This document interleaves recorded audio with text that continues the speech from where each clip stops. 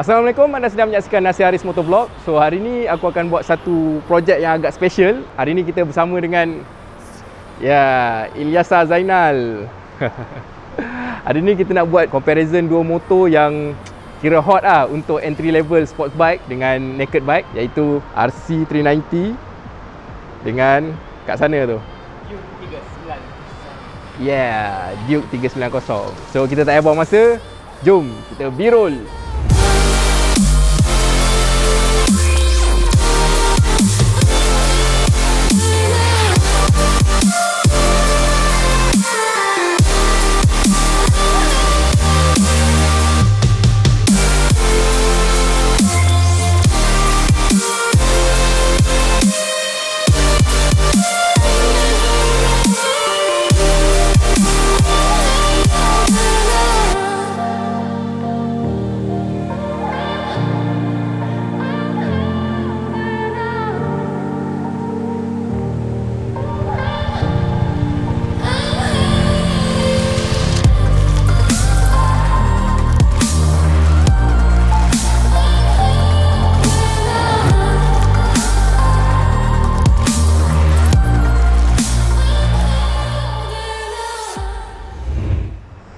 Okay, so inilah dia KTM RC390. Ini bukan yang latest version tau. Ini version yang mungkin 2017 ataupun 2018.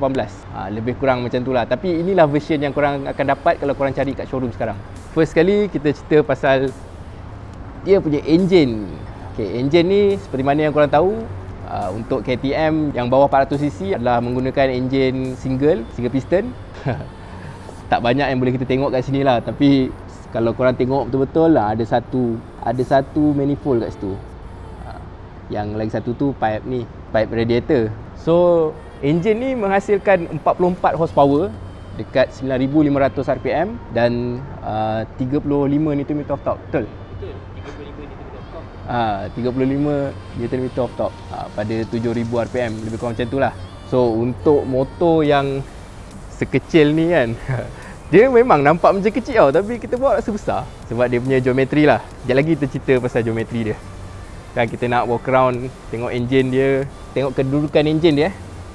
Engine dia punya piston kat sini. Kemudian dia punya exhaust dia U-turn tau. Daripada dia punya head ni, daripada silinder dia pusing, exhaust dia kat sini. Jadinya kalau korang bawa masa panas, kemudian dia punya kipas dah tolak tu kan, memang akan rasa sikit lah panas kat betis kat sini, kat kawasan ni.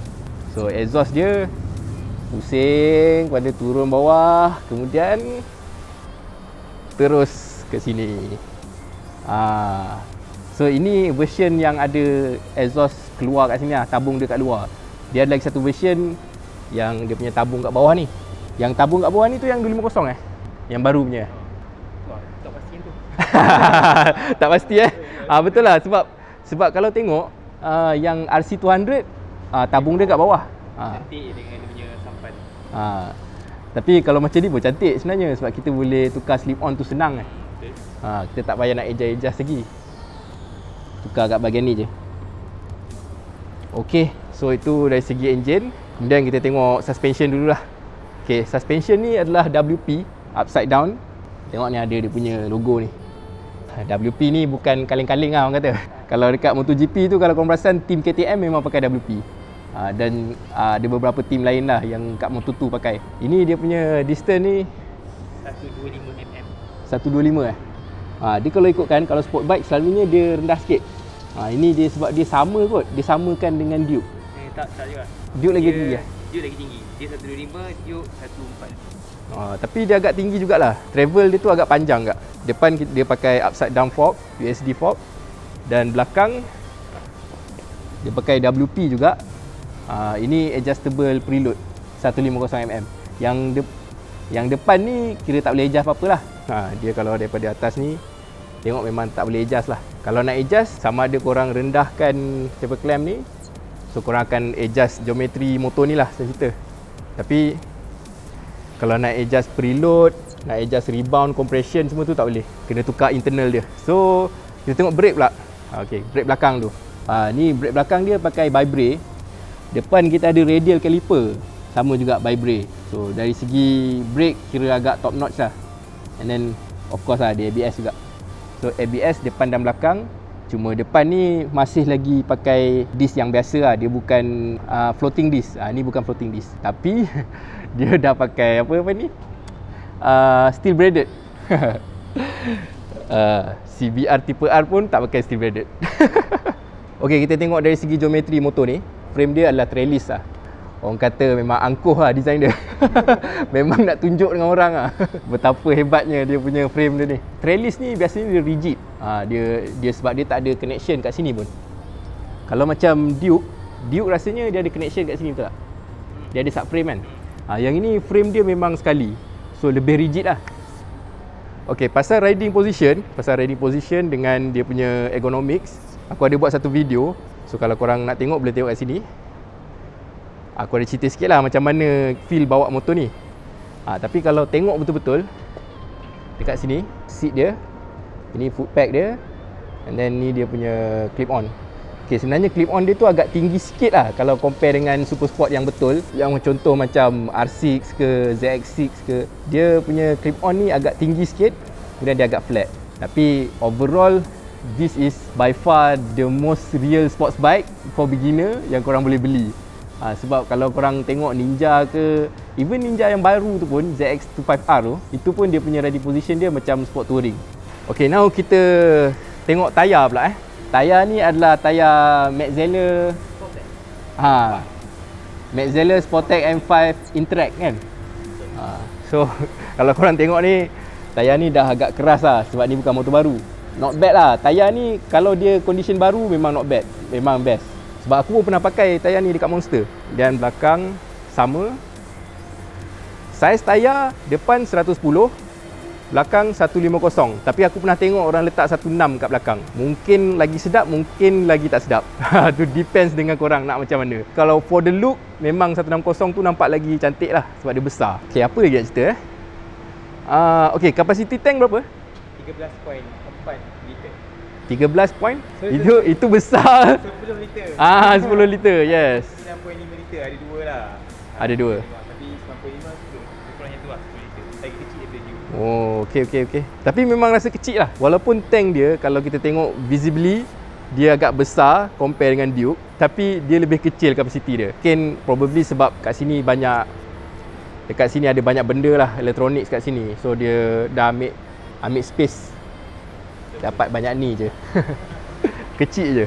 Okey, sekarang kita cerita pasal design lah. Kalau nak kata inspired by MotoGP pun tak juga. Sebab MotoGP punya frame tak macam ni. Agresif, lepas tu sport, lepas tu memang nampak youthful lah. Nampak memang orang muda punya design ni. Tajam-tajam sikit. Dia ada beberapa layer. Nampak satu ni layer hitam, kemudian ada layer orange, kemudian ada layer yang atas ni tank. Ada frame dia memang bold lah, memang nampak gila lah frame ni. Actually for design aku memang bagi A lah sebenarnya. Seriously, memang A. Cuma bahagian depan dia ni aku agak macam berbelah bagi sikit. Bahagian lampu ni, sebenarnya banyak manufacturer buat design macam ni. Contohnya macam BMW kan, dia buat satu design yang macam memang keluar lah daripada line apa semua kan. Dia keluar terus, tiba-tiba bulat. Biasanya diorang buat macam ni untuk dapatkan lebih karakter tau. So orang lebih recognize. Tapi it's questionable lah. Approach yang macam ni questionable. Tapi kalau dia buat lampu yang biasa, yang macam apa yang korang expect, korang akan nampak cantik masa tu, tapi lepas tu korang dah tak ingat lah. Macam benda tu tak special. Macam ni memang korang ingat lah, RC memang macam ni depan dia. Tak ada motor lain yang depan dia macam ni. In a way dia unik lah. Okay, ni satu side lagi macam ni. Tapi kalau korang tengok lah, dia punya orang kata line lah kan. Tengok daripada belakang ni, dia point terus ke depan. Macam ni. Memang sporty habis lah. Itu daripada perspektif design lah. Okay, so enough pasal design. Motor ni ride by wire, betul? Betul. Tapi setahu aku, tadi pun kita dah test gila-gila sikit-sikit. Setahu aku tak ada traction control. Correct me if I'm wrong lah. Kemudian dari segi elektronik, of course dia ada ABS. Kita buka sikit, kita tengok meter. Kill switch. Ingatkan ready to race. So dekat sini kalau kita tengok meter ni, Actually dia punya layout ni not bad lah. Kira senang lah untuk kita tengok kan, pasal RPM dekat atas. Dan dia ada message kat tengah ni. Message ni memang clear lah. Side stand down. Kemudian dia ada juga gear indicator. Ada banyak motor tak ada gear indicator. Fuel gauge. Dengan sebelah sini kita ada temperature gauge. ABS. Yang ini tengah ni apa Rasa kunci. Dia macam logo kunci. Adalah tu apa kan. Dia punya lampu-lampu untuk ni lah. Basically itulah dia punya meter yang ramai orang macam tak berpuas hati lah. Sebab apa? Sebab 390 Duke dapat TFT, cantik, terang, macam Superbike yang mahal tu. Ini masih lagi pakai yang jenis macam ni. Tapi kalau korang tengok betul-betul lah, MotoGP ke, WSBK ke, dia punya screen dia masih macam ni. Masih macam ni. Cuma dia lebih banyak data lah. Yes, TFT tu commercial loop, betul. Kita tengok dekat throttle.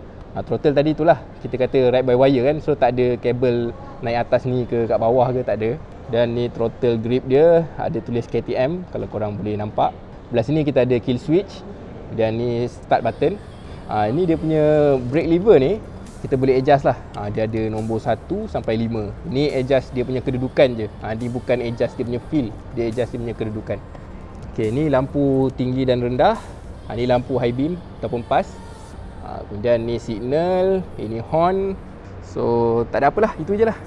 Clutch pun sama juga, kita boleh adjust dia punya kedudukan. Yang penting nasib bawa motor ni gila lah. Tak ada. Yang itu kena tengok nanti next video. Okay, so kalau dah tak ada apa, kita nak dengar bunyi pula. Okay, jom.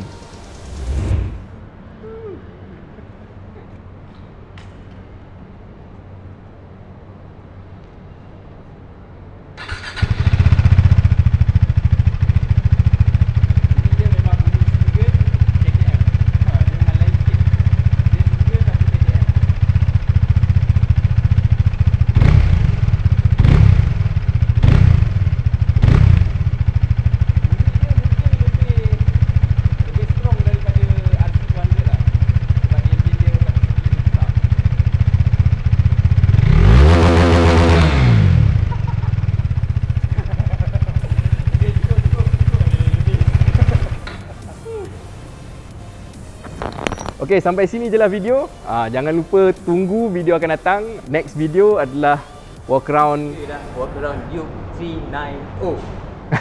yang itu. Sana tu jauh sikit.